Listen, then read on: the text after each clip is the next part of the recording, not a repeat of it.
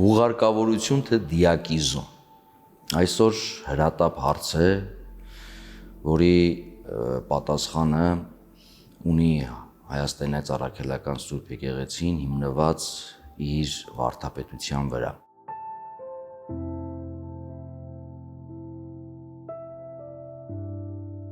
Սուրբ Գիրքը ձևավորում է մեր վարդապետական մտածողությունը հավանաբանական, ծիսական, հովվական, նաև այսպիսի հարցերում, որովհետև նկատի ունենանք, որ ուղարկավորությունը խորհուրդ չէ, ինչպես մկրտությունը, Սուրբ Հաղորդությունը, որոնք փրկաբանական առումով անհրաժեշտություն են, այլ կարգ է։ Հետևապես շատերի մոտ ավելի թեթև վերաբերմունք ունենալու այսպես տեսակետ է ձևավորվում եւ նաեւ ինչ-որ իմաստով Սուրբ Եկեղեցուն հորդորելու այսպես գայթակղություն է առաջանում, որ կարելի է զիջել, կարելի է ընդառաջ գնալ հաշվի առնելով տնտեսական խնդիրները, այսօրվա մարդու համար սպառնալիք դարձած համաճարակները եւ այլն, բայց փորձենք ընդհանուր հասկանալ ինչ է իրականում մեզ առաջարկվում։ Նշենք, որ դիակիզումը նոր երևույթ չէ եւ հատուկ է որոշ կրոնների, այդ թվում բուդդիզմին եւ հինդուիզմին, եւ ունեն շատ հստակ կրոնական հիմնավորում։ Կրակի միջոցով օգնում են հոգուն անջատվելու մարմնից։ Դա է պատճառը, որ մանուկներին եւ այսպես ասած սրբակենցաղ կյանքով ապրած մարդկանց թաղում են օղի մեջ, ոչ թե հրկիզում են։ Այսինքն ունի կրոնական նրբերանգ եւ ընկալում։ Կրոնական ընկալումն է ծիսական պրակտիկա ձևավորել։ Եվ սա հատկապես տարածված երևույթ է եղել հեթանոսական շրջանում, այսինքն նախաքրիստոնեական շրջանում, տարբեր վայրերում, երկրի մոլորակի, տարբեր առումներով, բացատրություններով, այդ թվում նաև սնոտիապաշտական։ Վերջին շրջանում սա հատկապես լայնորեն սկսեց տարածում գտնել քրիստոնեական քաղաքակրթությամբ ձևավորված արևմտյան աշխարհում եւ երկրներում հիմնական պատճառաբանությունը, որ ուղարկավորության համար հող չկա։ Սա էր։ Հիմա հասկանանք սա ինչքանով է մեզ համար այսօր արդիական եւ արդյոք մենք պետք է զիջենք թե ոչ։ Հայ եկեղեցու դիրքորոշումը մոտեցումը հստակ է, ամբողջական է եւ աստվածաբանորեն ձևակերպված է։ Դրա լավագույն փաստարկը Աստծո վճիռն է տրված մարդու մեղանջումից հետո։ Հողեիր եւ հողել կդառնաս։ Մարդու ստեղծումը արդեն հողից է իր ֆիզիկական կազմությամբ։ Հետևապես Սուրբ Գիրքը մարդու սկզբնավորումն ու վախճանը պայմանավորում է բնական նյութով հողից դեպի հող։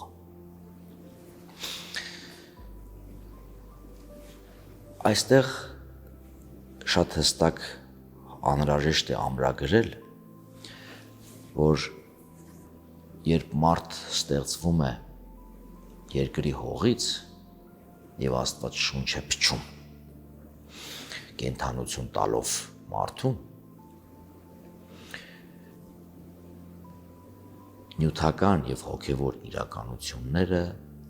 առանձին չեն դիտարկվում։ Մենք ոչ թե մարմին ունենք եւ ոչ թե հոգի ունենք, այլ մարմին ենք եւ հոգի ենք։ Եվ մարդու լիարժեքությունը բաղկացած է այս երկու շերտերից՝ հոգևոր եւ մարմնավոր։ Մարմինը մարդու ժամանակավոր պատյանը չէ։ Ինչպես երկրորդ, երրորդ դարերի հայրերից մեկն էր ասում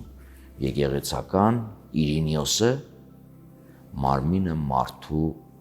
ժամանակավոր հագուստը չէ, այլ նրա էության անքակտելի բաղկացուցիչը։ Եվ ոչ էլ երկրորդական տարր է առի համեմատություն հոգու։ Հոգին եւ մարմինը միասնաբար են կազմում մարդու ամբողջությունը։ Երկրորդ, մարդը ստեղծվում է ըստ Աստծո պատկերի։ Աստծո պատկերով ստեղծվում է մարդը իր եւ մարմնավոր եւ հոգեվոր գոյությամբ։ Ոչ թե որ Աստծո պատկերը վերաբերում է միայն մարդու հոգեվոր տարողությանը, եւ մարմինը միայն ունի երկրային պատկեր կամ կերպարանք։ Այսինքն մարդը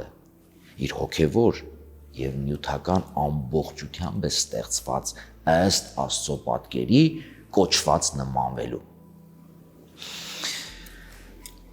Մարդու մարմնի սրբության, արժանապատվության այս խնդիրը նոր մակարդակի վրա է հասնում նոր կտակարանում։ Պատահական չէ, որ մարդու փրկությունը կատարվում է մարմնացման, մարդեղացման ճանապարհով։ Աստված, որ իր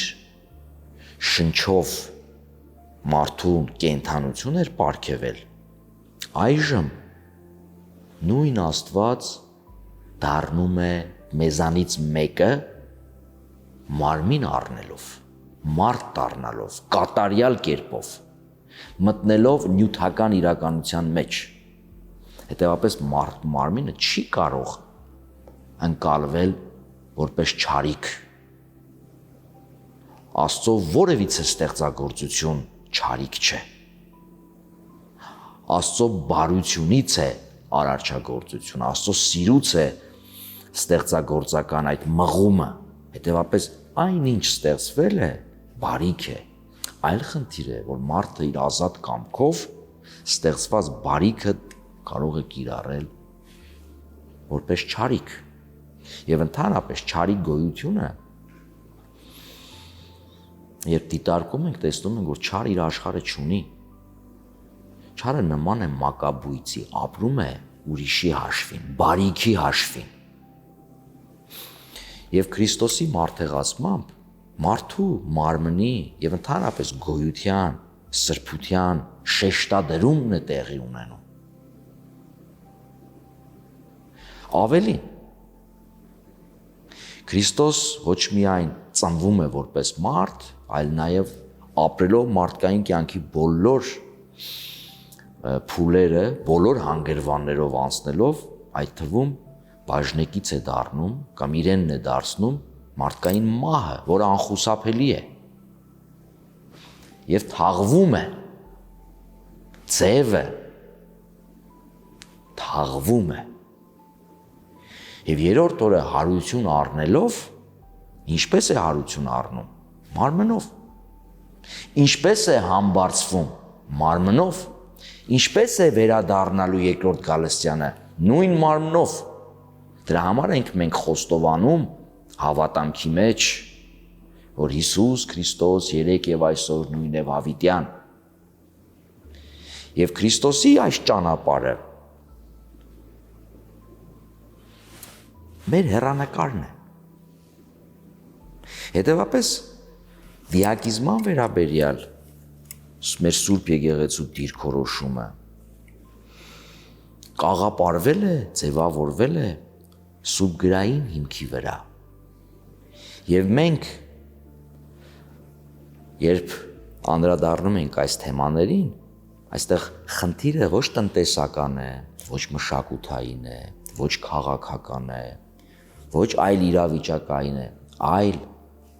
մարդաբանական եւ աստվածաբանական անհրաժեշտություն է ու հարկավորությունը թաղումով հողի մեջ դրվելով։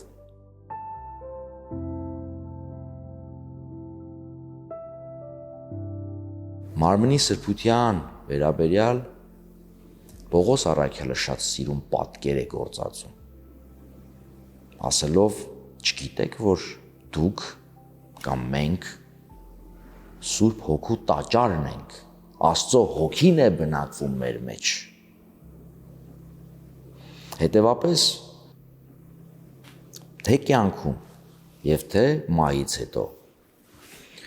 մարմինը արժանի է ակնածանքի, հարգանքի և հավատքի մոտեցման, որովհետև այստեղ կա նաև հստակ դավանանք։ Մենք հուղարկավորությունը մի տեսակ քրիստոնեական հավատքի տեսանելի վերջին դավանությունն է և հավիտենական կյանքի հույսի, այսպես ասած, արտահայտությունը, որ մենք հույս ունենք հարության նկատմամբ, որ մենք ունենք ուղղափառ հավատք։ Հիմա հարց, բայց չէ՞ որ մեր կյանքում նաև լինում են մարդկային մարմնի մոխրացումներ, տեխնացին, մարդացին, աղետների, բնածին աղետների։ Տարիներ առաջ, տասնամյակներ առաջ, երբ պեղումներ էին կատարում իտալական Վիզուվ լեռան շրջակայքում, հայտնի Պոմպեի տարածքում, այնտեղ հայտնաբերեցին բազմաթիվ հռոմեական զինվորներ կանգնած վիճակով մոխրացած լավայի, հրաբուխի պատճառով։ Օրերս ավտովթարի հետևանքով ցավալիորեն մոխրացան մեր մի քանի հայրենակիցներ։ Այս դեպքում ինչ ենք անում։ Այլ հարց էլ կարող է դիտարկվել։ Օրինակ, օդանավ ընկնում է ծովը եւ մարմինները կորչում են կամ կեր են դառնում ծովային կենդանիներին։ Այս դեպքում ինչպես է տեղի ունենում հարությունը։ Եկեղեցին երբեք չի ասում, որ կիզված մարմինը չի կարող հարություն առնել։ Եվ երբեք այս իրավիճակները չեն պայմանավորում Աստծո գործելակերպը։ Հարության խորհուրդը բնական գործընթաց չէ, դա Աստծո զորության դրսևորումն է։ Հետևապես, երբ մենք մերժում ենք դիակիզումը եւ հորդորում ենք մեր հետևորդներին չընտրել այդ տարբերակը, մենք սրանով Աստծո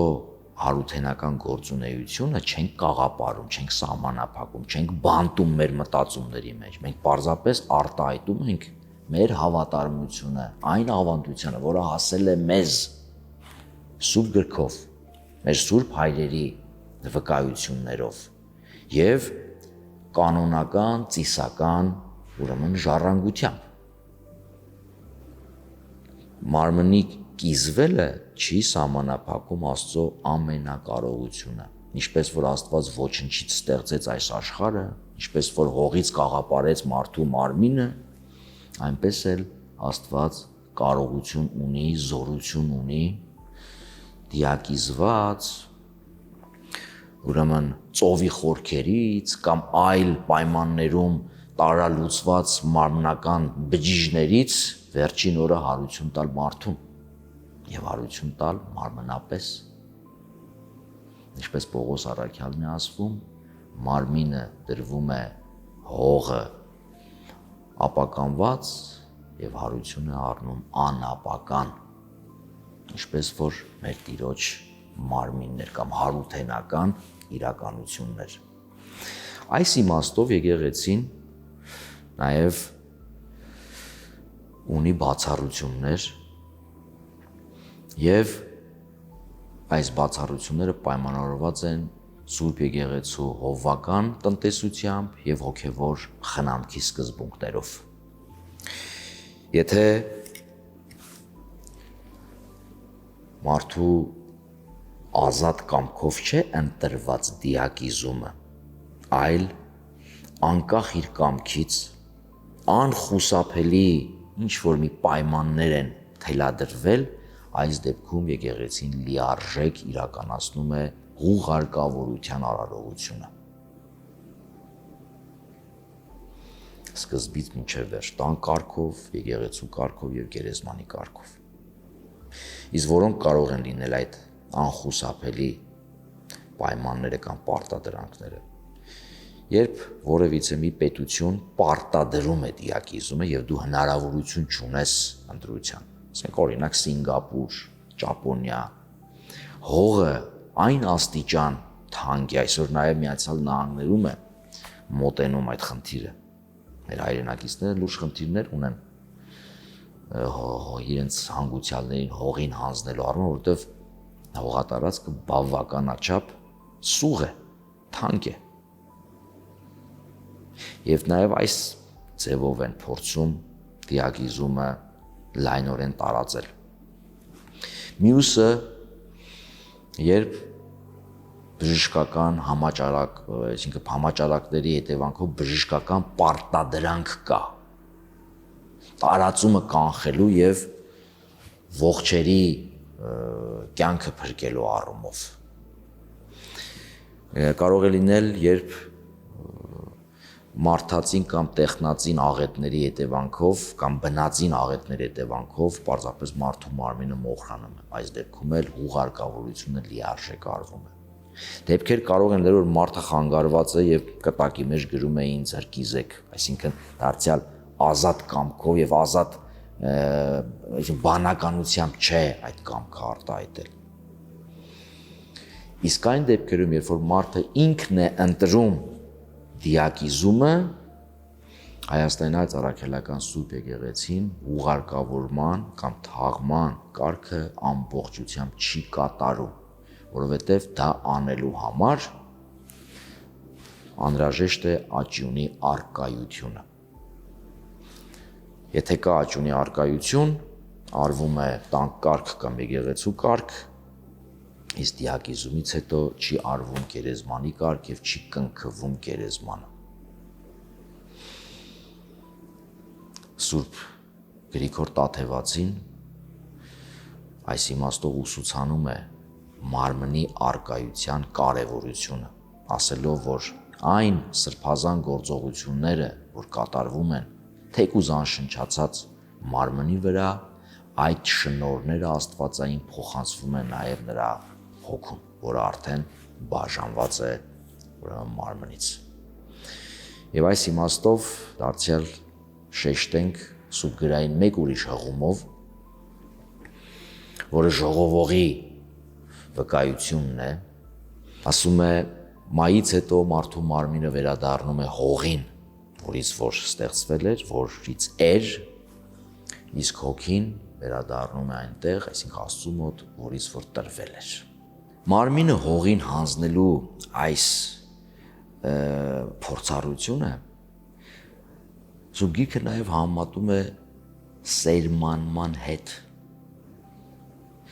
Քրիստոսի օրինակը կա, ասում է, եթե ցորենը հողի մեջ դրվելով չփտի, միայն ինքը կմնա որպես հատիկ, իսկ երբ փտի, ուրեմն բազում արդյունք կտա։ Մենք մեր ընկալման մեջ համարում ենք նինջ, հանգուցյալի ննջեցյալ եւ գերեզմանը հողաթումբը ննջարան։ Հանգուցյալին ուղարկավորում ենք դեմքը դեպի արևելք։ Սուրբ գրքի այն խոսքի հիման վրա,